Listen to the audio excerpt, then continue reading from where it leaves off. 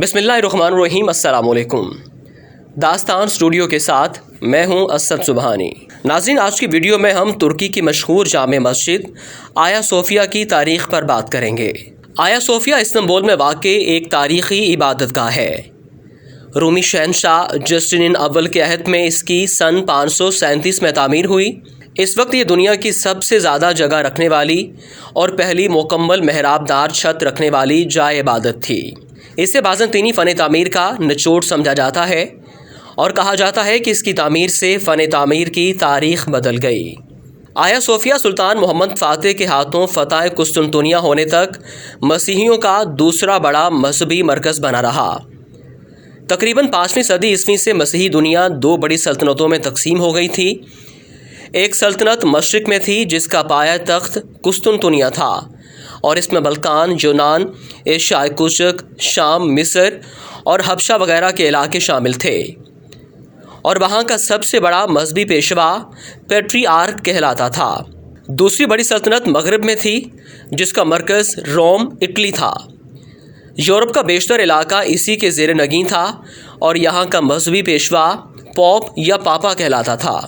ان دونوں سلطنتوں میں ہمیشہ سیاسی اختلافات کے علاوہ مذہبی اور فرقہ وارانہ اختلافات جاری رہے۔ مغربی سلطنت جس کا مرکز روم تھا وہ رومن کیتھولک کلیسا فرقے کی تھی، اور مشرقی سلطنت آرتھوڈوکس کلیسا فرقے کی تھی۔ آیا صوفیہ کا چرچ آرتھوڈوکس کلیسا کا عالمی مرکز تھا۔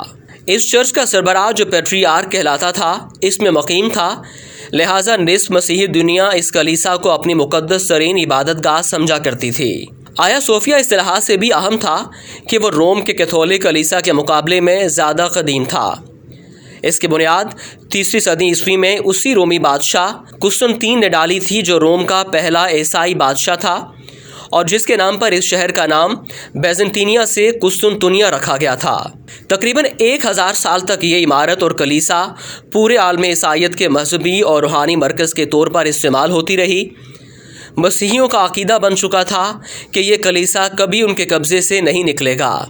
اس سے ان کے مذہبی اور قلبی لگاؤ کا یہ عالم ہے کہ اب بھی آرتھوڈوکس کلیسا کا سربراہ اپنے نام کے ساتھ سربراہ کلیسائے قسطنطنیہ لکھتا آیا ہے۔ قسطنطین نے اس جگہ 360 میں ایک لکڑی کا بنا ہوا کلیسا تعمیر کیا تھا۔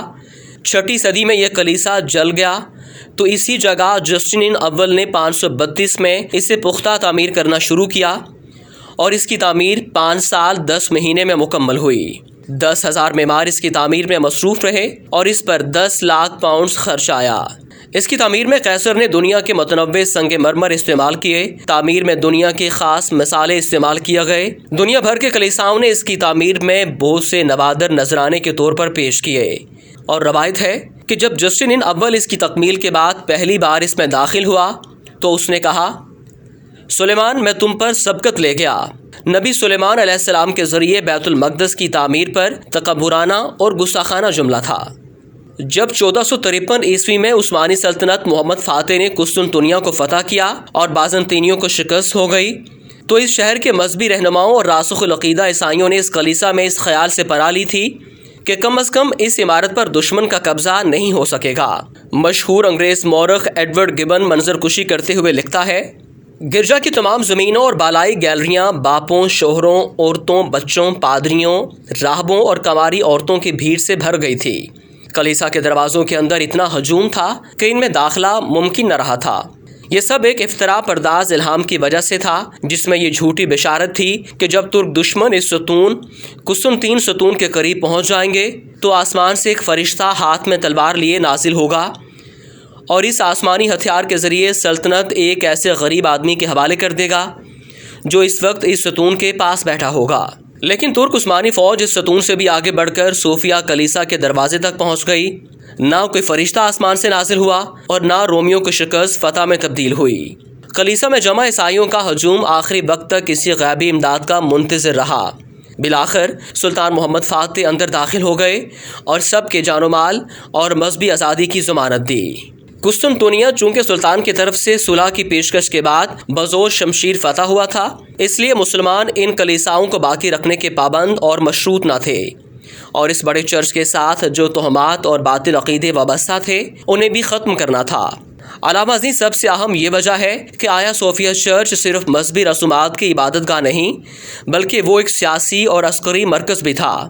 مسیحی جنگوں کے منصوبہ جات وہیں تشکیل پاتے تھے اور وہیں سے پوپوں کے ذریعے مسیحی حکمرانوں اور بادشاہوں کو متحد کیا جاتا تھا۔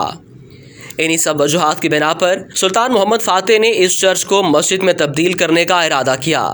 چنانچہ اسے مال کے ذریعے خریدا گیا، اس میں موجود رسموں اور تصاویر کو مٹا دیا گیا یا چھپا دیا گیا اور محراب قبلہ رخ کر دی گئی۔ سلطان نے اس کے میناروں میں بھی اضافہ کر دیا تھا۔ اس کے بعد یہ مسجد جامع آیا صوفیہ کے نام سے مشہور ہو گئی اور سلطنت عثمانیہ کے خاتمے تک تقریباً 500 سال تک 5 وقتہ نماز ادا ہوتی رہی۔ فتح قسطنطنیہ کے بعد وہاں مسلمانوں کی نماز اور اجتماع کے لیے فوری کوئی جمع گاہ اور عبادت گاہ نہ تھی، اس لیے سلطان نے آرتھوڈوکس کلیسا کے اس تاریخی مذہبی مرکز کو مسجد بنانے کا ارادہ کیا۔ چنانچہ سلطان نے اس عمارت کو اور آس پاس کی زمین کو اپنی ذاتی مال سے خریدا اور اس کی مکمل قیمت کلیسا کے راہبوں کو دی۔ علاوہ ازیں سلطان نے اس مصرف کے لیے مسلمانوں کے بیت المال سے بھی قیمت نہیں لی بلکہ طے کردہ پوری قیمت اپنی جیب سے ادا کی اور اس عمارت اور زمین کو مسلمانوں کے مسالے کے لیے وقف کر دیا۔ خرید و فروخت کے دستاویزات آج بھی ترکی کے دارالحکومت انقرہ میں موجود ہیں۔ آیا صوفیہ کے سامنے ایک خوبصورت چمن ہے، اس کے بعد اس کا مرکزی دروازہ ہے۔ دروازے کے دونوں طرف وہ پتھر نصب ہے جہاں پہرہ دار کھڑے ہوتے تھے۔ اندر وسیع ہال ہے جو مربع شکل کا ہے۔ اس کے وسعت غلام گردش اور محراب کو چھوڑ کر جنوباً شمالاً 235 فٹ ہے۔ بیچ کے گنبد کا قطر 107 فٹ اور چھت کی اونچائی 185 فٹ ہے۔ پوری عمارت میں 170 ستون ہیں۔ چاروں کونوں پر مسلمانوں نے 6 ڈھالوں پر اللہ، محمد، ابو بکر، عمر، عثمان اور علی رضی اللہ تعالیٰ عنہ نہایت خوشخط لکھ کر لگایا ہوا ہے۔ اوپر چھت کی طرف بڑے بڑے خوبصورت روشن دان بنے ہوئے ہیں۔ عمارت میں سنگ مرمر استعمال کیا گیا ہے۔ بے شمار تختیاں لگی ہوئی ہیں جن پر عربی خط میں لکھا اور نقش و نگار کیا گیا ہے۔ آیا صوفیہ کی عمارت فتح قسطنطنیہ کے بعد سے 481 سال تک مسجد اور مسلمانوں کی عبادت گاہ رہی، لیکن سلطنت عثمانیہ کے خاتمے کے بعد جب مصطفیٰ کمال اتاتürk ترکی کا سربراہ بنا تو اس نے مسجد میں نماز بند کر کے اسے عجائب گھر بنا دیا۔ جولائی 2020 میں اسے دوبارہ 1935 سے قبل والی حیثیت دے دی گئی ہے۔ 31 مئی 2014 کو ترکی میں نوجوانان اناطولیہ نامی ایک تنظیم نے مسجد کے میدان میں فجر کی نماز کی مہم چلائی جو آیا صوفیہ کی مسجد بحالی کے مطالبے پر مبنی تھی۔ اس تنظیم کا کہنا تھا کہ انہوں نے 1.5 کروڑ لوگوں کے تائیدی دستخطوں کو جمع کر لیا ہے، لیکن اس وقت کے وزیر اعظم کے مشیر نے بیان دیا تھا کہ ابھی آیا صوفیہ کو مسجد میں بحال کرنے کا کوئی ارادہ نہیں ہے۔ 10 جولائی 2020 کو ترکی کی عدالت عظمیٰ نے آیا صوفیہ کو مسجد میں تبدیل کرنے کی قرارداد کو منظوری دی اور عجائب گھر کی حیثیت منسوخ کر کے سرکاری طور پر مسجد بحالی کا فیصلہ صادر کیا۔ بعد ازاں ترکی کے صدر رجب طیب اردوان نے آیا صوفیہ کی مسجد بحالی کے فیصلے پر دستخط کر دیے۔ جمعہ 24 جولائی 2020 کو 3,50,000 نمازیوں نے آیا صوفیہ مسجد اور اطراف میں سڑکوں پر نماز جمعہ ادا کی۔ خطیب شیخ نے خاتمِ سلطان محمد فاتح کی تلوار تھام کر خطبہ دیا۔